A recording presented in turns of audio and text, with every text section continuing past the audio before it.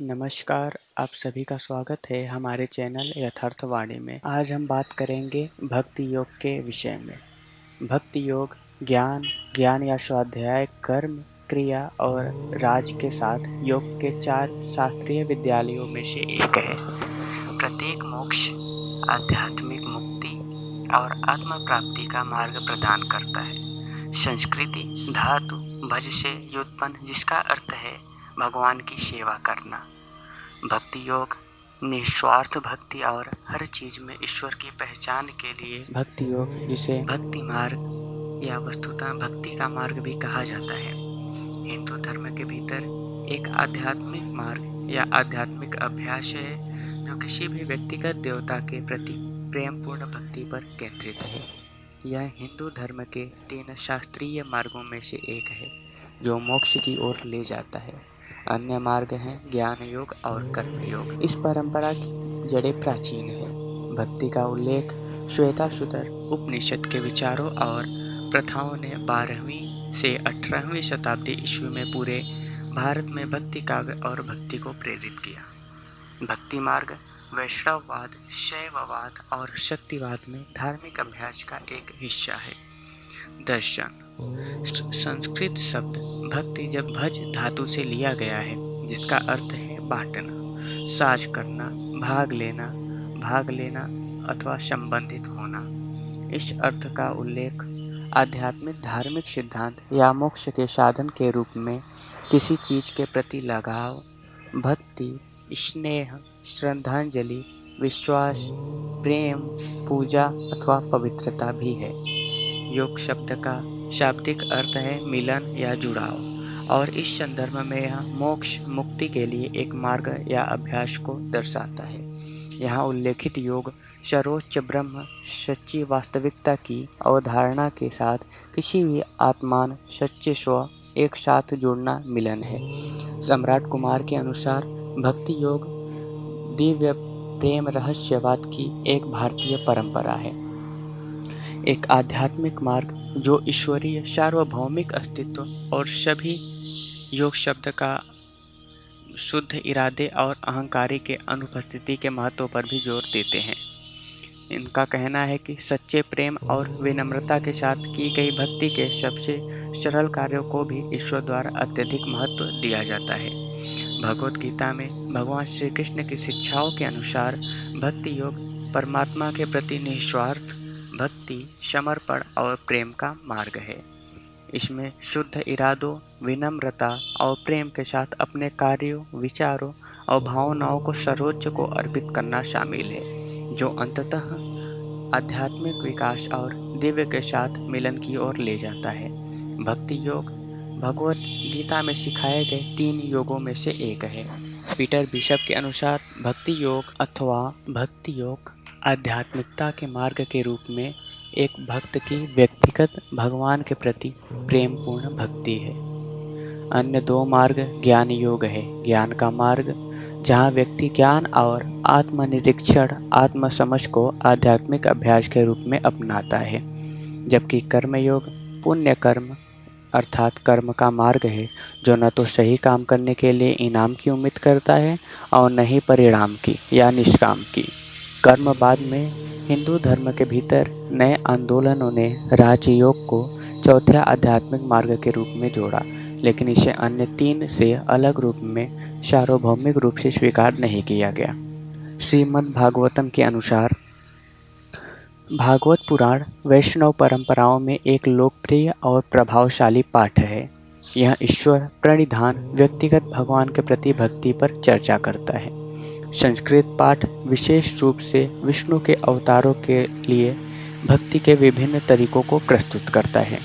विशेष रूप से नारायण कृष्ण के संदर्भ में एडविन ब्रायंट और अन्य विद्वानों के अनुसार इस पाठ में पढ़ाया गया भक्ति योग पतंजलि और भगवत गीता के योग सूत्र से प्रेरित है, और वे व्यक्तिगत स्वयं के अंतिम सत्य और व्यक्तिगत भगवान के साथ उनके प्रेमपूर्ण संबंध पर ध्यान केंद्रित करते हैं। ब्रायंट कहते हैं, भागवत पुराण में प्रस्तुत अमूर्त शब्दों में नहीं है, बल्कि आकर्षण और आनंददायक कहानियों के माध्यम से है, जो दिल और दिमाग को पकड़ लेती है। भक्ति योग का लक्ष्य है उद्धव, जो गीता और भगवान श्री कृष्ण उनके भक्त उद्धव के बीच संवाद के माध्यम से भक्ति पर चर्चा करती है। यह पाठ वृंदावन की गोपियों की भगवान श्री कृष्ण के प्रति शुद्ध भक्ति और भक्ति पर प्रकाश डालती है। परंपरा।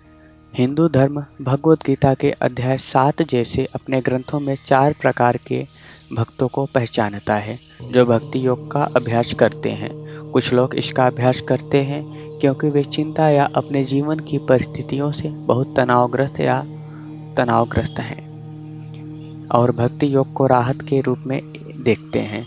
दूसरे प्रकार में जिज्ञासा और बौद्धिक साजिश से ईश्वर के बारे में जानने के लिए भक्ति योग का अभ्यास किया जाता है।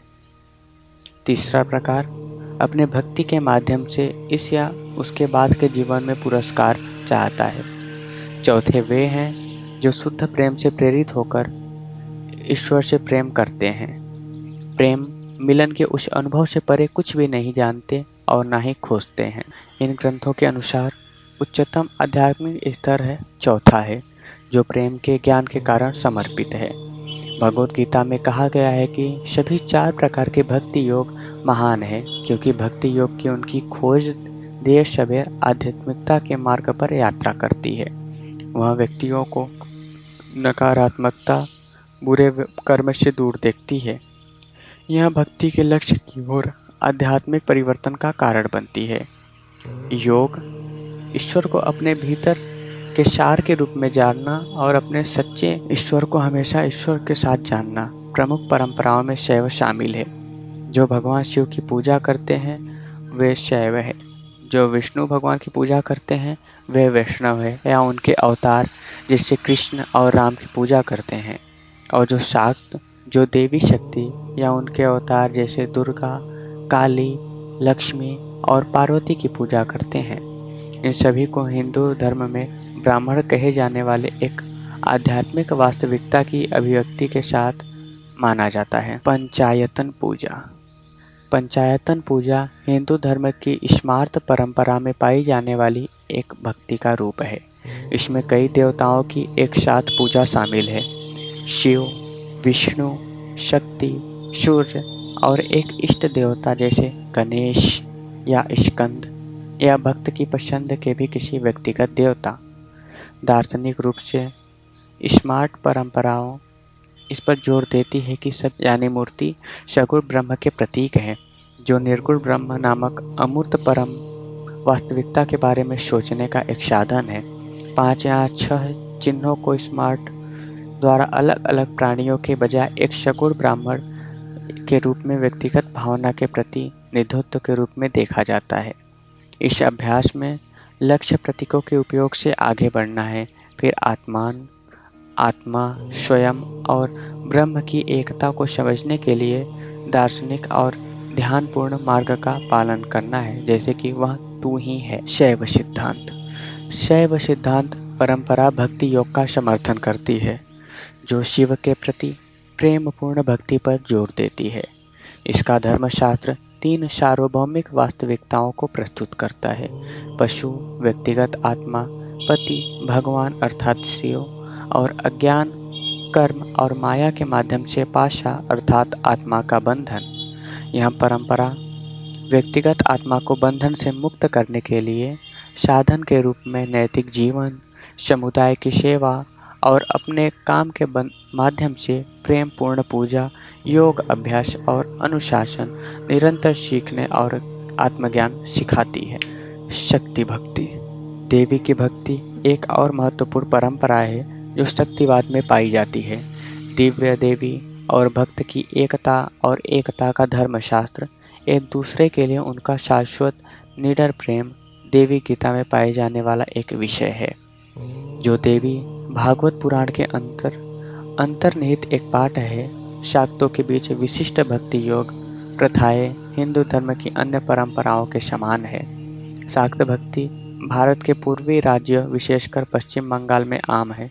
जून मैकेडिनियल के अनुसार व्यक्ति देवता अलग अलग हैं और इसमें दुर्गा, तारा माँ, बौद्ध प्रभाव, काली और कुछ हद तक सरस्वती, लक्ष्मी, भारत माता अर्थात भूमि देवी शामिल हैं। वैष्णव भक्ति।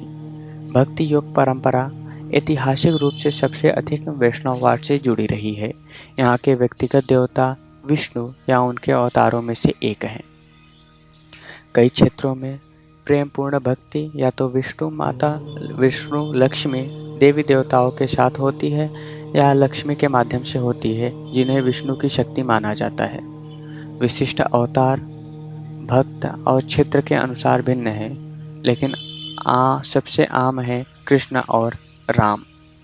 चैतन्य महाप्रभु वैष्णववाद की कृष्ण उन्मुख परंपराओं में कृष्णदास कविराज द्वारा लिखे चैतन्य चरितामृत प्रहलाद के शब्दों में 9 प्रकार की भक्ति साधना सिखाने के लिए भागवत पुराण के खंड 7.5 23 से 24 की व्याख्या करता है।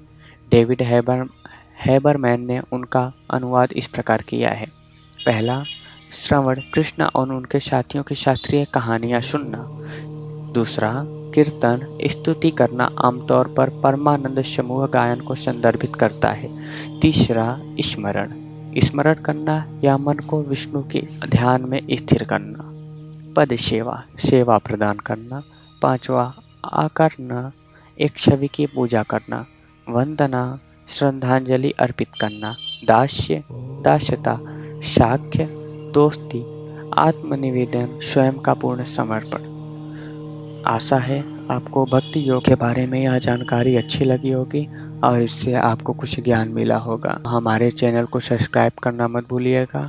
आपको अन्य जानकारियों के साथ हम वीडियो लेकर आते रहेंगे। हमारा चैनल मुख्य तौर पर भगवान स्वामी श्री अर्गणानंद जी महाराज को समर्पित है। हम उनके प्रवचन, उनके रिलेटेड भजन और उनके विचारों को इस चैनल पर प्रस्तुत करते रहेंगे। आप इस चैनल से हमेशा जुड़े रहिए। धन्यवाद।